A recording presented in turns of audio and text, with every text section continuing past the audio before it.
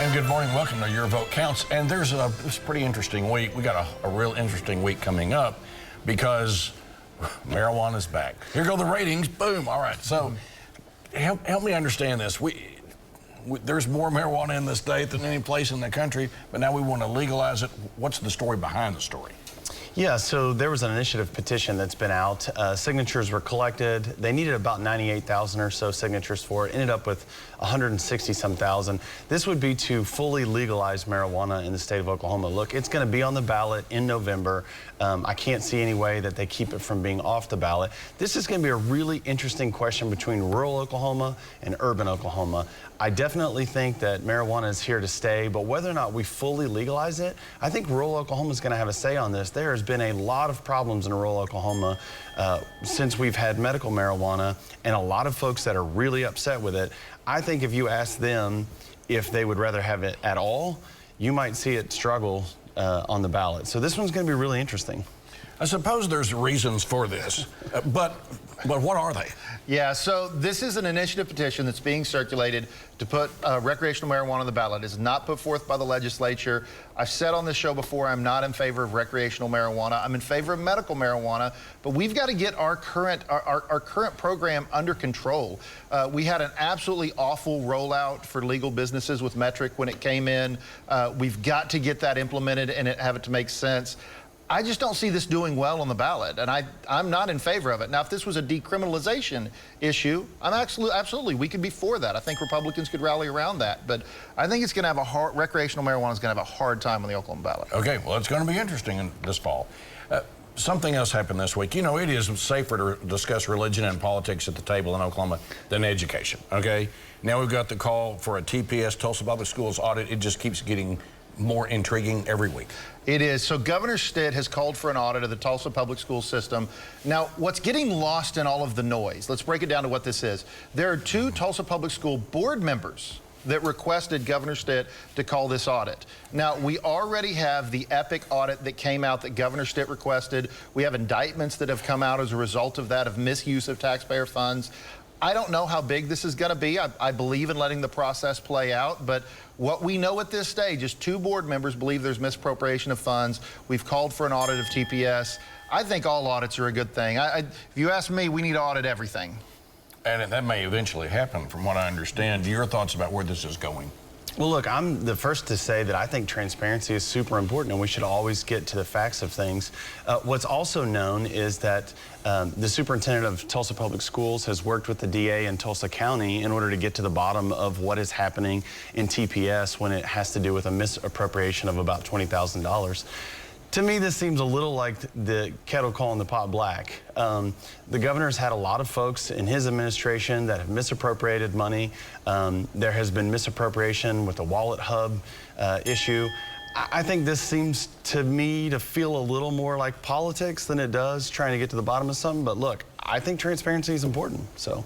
Is there an election going on? It could be. Maybe you're right. We'll see how that goes.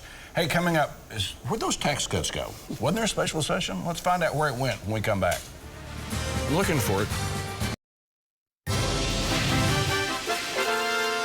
You know, we spent the month of June talking about these. We're going to have this special session, and everybody came to town, and then they went away, and people were talking about tax cuts. I'm wondering, where's the special session? Where are the proposals we're going to debate? Yeah, I could not be more disappointed that we have not cut the sales tax on grocery and cut the income tax yet. It is ridiculous. We should have done it.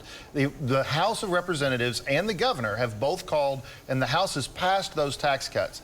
The Senate is still studying the issue, is what they've announced.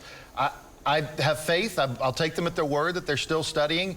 I do think it's time to stop studying, get real relief for working Oklahomans for this ridiculous inflation caused by our national politics. We are 15% above in what we have in income for the state of Oklahoma, above estimates. It is past time. The House has done it. The governor's done it. We're still waiting for a Senate plan. Man, I hope we get some through soon, because on the House plan, you would have stopped paying taxes on your groceries July 1st. Took a while to get to the I word today. Your thoughts about the special session that has discontinued for a little bit anyway? Yeah, I thought there was a really interesting article this week in Non-Doc from our friend Trey Savage, and it was dealing with this issue of inflation from a professor at Rose State, and it talked about the idea with inflation is that inflation gets worse when you put more money into the economy. Doing tax cuts would actually not help with inflation. I think what we need to talk about is relief and not cuts. I agree. I think that we should have done away with the grocery tax. I think that's a relief for Oklahoma families. That gives them more opportunity to spend on something they're absolutely going to need, like groceries. As far as the state income tax cut, I think that needs a lot more work before we start just willy-nilly cutting taxes away and not knowing where exactly we're going to spend that money. We spend as much time talking about Savage as we do inflation around here. Okay, so great job over there, by the way. There are some runoffs. Let's start jumping into these runoffs. Pick one today and let's cover it. Yeah, there are going to be runoffs in August, and some of you may think I have to vote again in August. Many of you will, especially Republicans, where a lot of the runoffs are happening. Today we can talk about the Labor Commissioner runoff race between Leslie Osborne and Sean Roberts.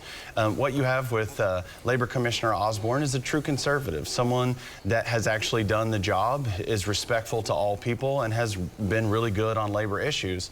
Running against someone who is only a conservative in name because he basically just listens to whatever the far right tells him to do and does that and hopes that that will get him to the next election. I think if I was a Republican, I'd stick with the true conservative Leslie Osborne.